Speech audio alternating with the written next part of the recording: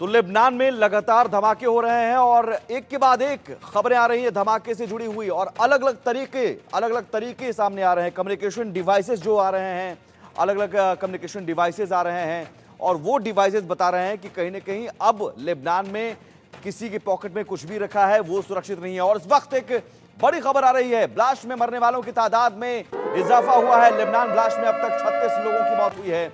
हमले में 4500 से ज्यादा लोग जख्मी हुए हैं, 4500 से ज्यादा लोग जख्मी हुए हैं। और ये ब्रेकिंग न्यूज आप देख पा रहे हैं। लेबनान ब्लास्ट में अब तक 36 लोगों की मौत हुई है। हमले में 4500 से ज्यादा लोग जख्मी हुए हैं। 450 से ज्यादा लोगों की हालत बेहद गंभीर बनी हुई है।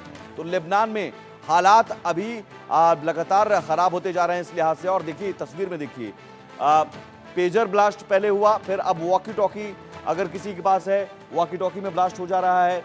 अगर गाड़ी में वॉकी टॉकी रखा हुआ है तो गाड़ी में भी ब्लास्ट हो जा रहा है।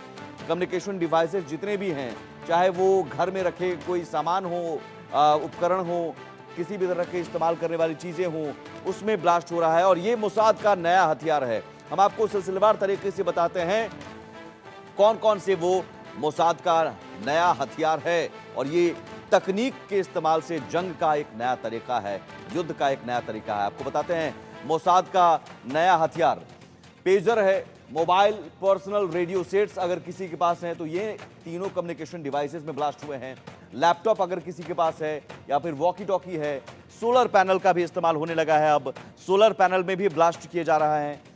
और ये हो कैसे रहा है, इसकी कई थ्योरी सामने आई है, वो भी बताएंगे आपको। बायोमेट्रिक्स, घरों के इलेक्ट्रॉनिक उपकरण है, फ्रिज है, टीवी है, ये तमाम चीजें जो इस्तेमाल रोजमर्रा की चीजें में होती हैं। रेडियो, कार, बाइक, स्कूटी, जो भी आप नाम लीजिए, आप रोजमर्रा की चीजों में जो इस्तेमाल करते हैं उपकरण, कम्युनिकेशन डिवाइसेस के तौर पर हो, पेजर, मोबाइल या पर्सनल रेडियो सेट्स के तौर पर हो, लैपटॉप हो, उसमें ब्लास्ट हो जा रहे हैं। और लेबनान में ये सभी आतंकित हैं। हिजबुल्लाह के जितने भी कमांडर और आतंकी हैं वो अब बेचैन हैं, बौखलाए हुए हैं कि करें तो करें क्या, कहां भागें, क्योंकि उनके पास ही मौत का साजो सामान है और उन्होंने ये साजो सामान खरीदा है। समझिए कि मौत का सामान खरीदा है और उसी सामान से उनकी मौत हो रही है या वो जख्मी हो रहे हैं। रेडियो अगर चला रहे हैं तो ब्लास्ट हो रहा है, कार में बैठे हुए कार ब्लास्ट हो जा रही है, बाइक या स्कूटी, ये तमाम चीजें ब्लास्ट हो रही है। अब समझिए कि ये जो मोसाद है, जिसने अब बताया जा रहा है कि जिसने इस हमले को अंजाम दिया और जिसकी वजह से ब्लास्ट हो रहा है, उसकी एक यूनिट है, बहुत खतरनाक यूनिट, साइबर वॉरफेयर यूनिट 8200। अब आपको बताते हैं कि इस यूनिट के बारे में आखिर खासियत क्या है। इजराइल की सबसे खतरनाक साइबर वॉरफेयर है यूनिट 8200। ऑपरेशन आईडीएफ के साथ बड़े जंग में ये शामिल रहा है। काम है इसका कोड ब्रेकिंग, खुफिया इकाइयों की निगरानी करना, डेटा माइनिंग, तकनीकी हमलों में महारत है। और आज टेक्नोलॉजी का युग है। स्टक्सनेट वायरस से अटैक में माहिर है।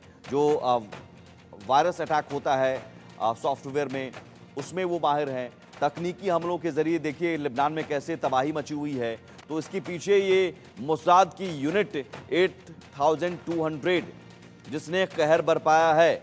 और यही सवाल अभी बना हुआ है कि क्या हमले के पीछे जो मोसाद की यूनिट है 8200 वो है और कैसे इसने इतने बड़े तौर पर हमले को अंजाम दिया। तो जरा अब आपको हम बताते हैं ग्राफिक्स के जरिए कि हमले के पीछे मोसाद की यूनिट 8200 ने कैसे काम किया।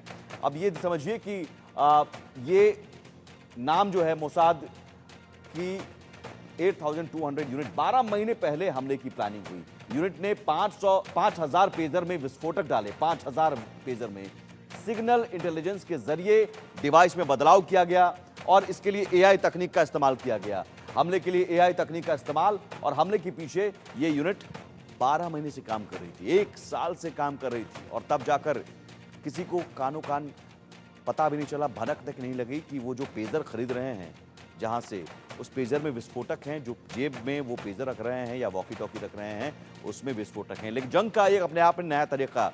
हमारे साथ खास